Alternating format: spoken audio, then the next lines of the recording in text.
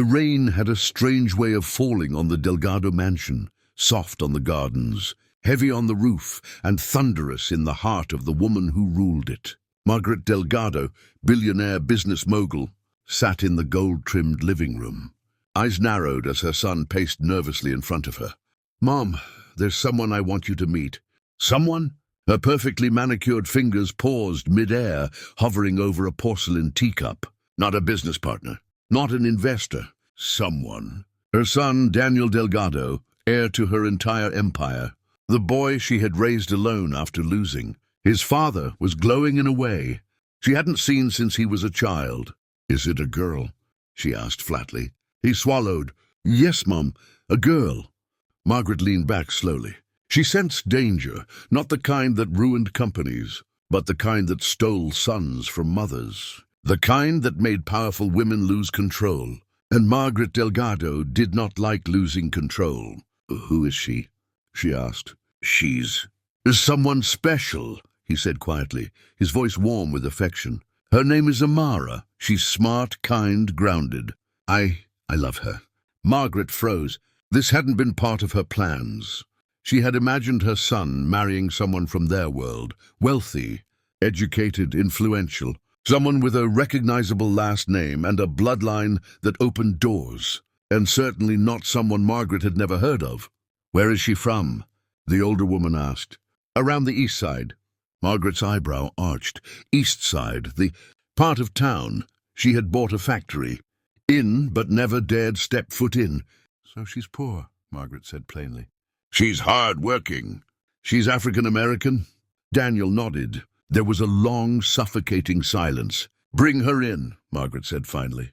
"Let me see." This girl. Amara stood awkwardly near the doorway, her hands trembling. She wore a soft yellow sundress with small embroidered daisies, her curls tied back with a ribbon. She was stunning, gentle beauty, soft smile, warm eyes. But all Margaret saw was a problem. "Good evening, ma'am," Amara said politely. Margaret's response was a thin, cold smile. "You're the girl my son has been talking about?" Amara nodded. "Yes, ma'am." Margaret's eyes traveled slowly from her hair to her shoes, examining, judging, analyzing like she would a low-value product sample. "What do your parents do?" "My mother passed away. My father left when I was 2. A broken home," Margaret said too loudly. Amara lowered her eyes, but she remained respectful. "I raise myself mostly." "And what do you do for a living?"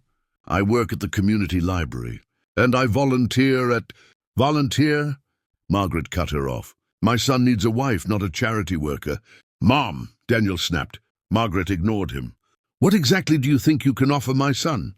Amara swallowed painfully. "I can offer him love, loyalty, and a life outside the pressure you put on him." It was the wrong thing to say. Margaret rose from her seat. "You misunderstand, young lady. My son will inherit a multi-million-dollar company. He cannot marry someone like you. Someone with no status, no wealth, no power." "I don't want his money," Amara whispered. "That's even worse." Margaret folded her arms. "You have nothing to bring into this family." "Mom, stop," Daniel yelled. But his mother didn't stop. "Leave," Margaret ordered coldly. "You are not suitable for my son. And you never will be." Amara stared at Daniel, searching his face for something, for rescue, for strength, for hope. But his shoulders were shaking. He was torn between the 2 women he loved most. I'm sorry," Amara whispered to him. "I never meant to cause trouble." She turned and walked out. Daniel ran after her. "Amara, wait, please." But she didn't stop, and she didn't look back. For weeks, Daniel barely spoke to his mother. He spent his nights awake, replaying the moment he let Amara walk out of his life. His friends told him to move on, but he couldn't. He loved her, with all of him. One night he knocked on her apartment door. When she opened it, her eyes were swollen from crying. "Can we talk?" he asked softly. She shook her head. "Your mother hates me." "I don't care." "But she controls your world, Daniel. You don't get it. Girls like me, we never win against women like her." "That's not true." "Tell her you want to marry me," she whispered. "Right now." Daniel hesitated. His silence broke her heart. "This is why we will never work," she said softly. "I'll always be the girl she rejected." Before he could respond, she closed the door gently. They never spoke again.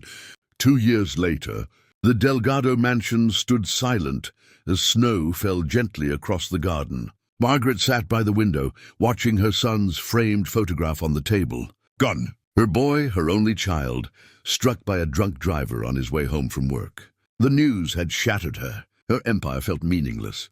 Her wealth felt useless. Her heart felt hollow. She visited his grave often, always alone. On some days she heard his voice in her mind. "Mom, let me love who I want." One windy afternoon, she visited the park near the cemetery to clear her thoughts. There were children laughing, birds chirping, and distant echoes of life continuing as hers stood still. She sat on a bench, exhausted by grief. That's when she saw her, a young woman pushing a stroller, wearing the same soft yellow color, hair in the same curls, face unforgettable. It was Amara. But that wasn't what made Margaret gasp. Inside the stroller was a small boy, no more than 2 years old. A boy with Daniel's eyes, the same deep hazel, the same gentle spark. Margaret stood up abruptly, her heart thundering. Impossible! Amara saw her and froze, fear, hurt, and memories flashing across her face. Margaret's voice trembled. "Amara, whose child is that?" But Amara said nothing. She simply placed her hand protectively over the little boy's chest. And in that moment, Margaret understood the truth she had never wanted to face. Her son had left something behind, something she had rejected without knowing, something or someone she had once chased away, and the shock of it nearly brought her to her knees. For a long moment, the world around them seemed to freeze. Children continued laughing in the distance, cars drove past the park, and birds fluttered between trees, but none of it mattered. Margaret Delgado stood trembling in front of the woman she had rejected, her eyes fixed on the little boy with Daniel's unmistakable hazel eyes. The child blinked up at her, curious but calm, unaware that his existence had just shattered a billionaire's carefully constructed world. "Amara," Margaret whispered, her voice fragile, unlike the powerful woman the world knew. "Please tell me, who is this child?" Amara held the stroller a little tighter. Her jaw tensed, but her eyes glistened with a deep, quiet sadness. "He's mine," she finally answered. "And his father," Margaret pressed. Silence. A painful, aching silence. "Then, you already know," Amara said softly. The confirmation hit Margaret like a blow to the chest. Her grandson, the heir she never knew, the legacy she nearly erased, the last piece of her son. Her knees buckled, and she sank onto the park bench, palms shaking violently. "Why didn't you tell me?" she managed to whisper. Amara glanced down at the boy, brushing a curl from his forehead. "I tried to call Daniel many times, but after your rejection, he stopped answering. I thought he moved on. I thought he didn't want us." Margaret's breath caught. "No," she whispered. "He never moved on. He never loved anyone else." A tear slipped down Amara's cheek. "He didn't know?" Margaret asked. "No," Amara said quietly. "I found out I was pregnant a month after we separated. I wanted to tell him. I truly did. But that day I came to your home, I heard your voice in my head. You said I had nothing to offer him. You said I wasn't suitable." She swallowed hard. "And I was scared. Scared you would take him away. Scared you would make my child feel unwanted, like I was." Margaret felt something twist painfully inside her. A deep, bitter regret she had never known before. The boy looked up and giggled, reaching out a tiny hand toward a bird flying nearby. His innocence made everything worse because he had no idea how much hurt surrounded him. "What's his name?" Margaret asked gently. "Daniel," Amara said. Margaret choked on a breath. "You named him after my son?" "I wanted him to know his father," Amara said, "even if he never got to meet him." Margaret covered her face, sobbing quietly, something she had not done in public in over 30 years. The grief she had carried for her son now doubled, mixed with guilt and shame. "Amara, I'm so sorry," she finally whispered. "I was wrong. I was blinded by pride, by status. I didn't see your worth. I didn't see how much you meant to him." Amara looked away, her expression conflicted. "I lost the man I loved because of your words," she said softly. "I raised our son alone because you chased me away. I never wanted revenge. I just wanted peace." Margaret stood slowly, wiping her tears. "I can't change the past," she said, But I want to make this right. Please, let me be a part of his life. Amara hesitated. You think you can show up after everything and suddenly claim rights to him? No. Margaret shook her head vigorously. Not rights, just a chance. A chance to know him. To know the last piece of my son. The wind rustled the leaves above them, carrying the weight of what was left unsaid. Then the little boy looked up, his big hazel eyes landing on Margaret. He stared with innocent curiosity before lifting both arms, asking to be carried. Amara froze. So did Margaret. He wants me? Margaret asked, voice trembling. Amara nodded slowly. He's friendly with people, but he's never reached for a stranger before. Margaret's heart felt like it was being rebuilt piece by piece. She bent down, hands shaking, and lifted the little boy into her arms. He giggled and played with the pearls around her neck. He has your son's smile, Amara whispered. Margaret nodded, tears falling freely. I should have fought for him, Margaret said. I should have supported Daniel. I should have welcomed you instead of pushing you away. You can't fix what's gone, Amara said quietly. No, but I can make sure you never struggle again. Amara frowned slightly. What do you mean? I want to support you, Margaret said. Both of you, not out of guilt, but out of love. You are family. My only family now. Amara looked down, torn. I don't need your money. My son needs love, not luxury.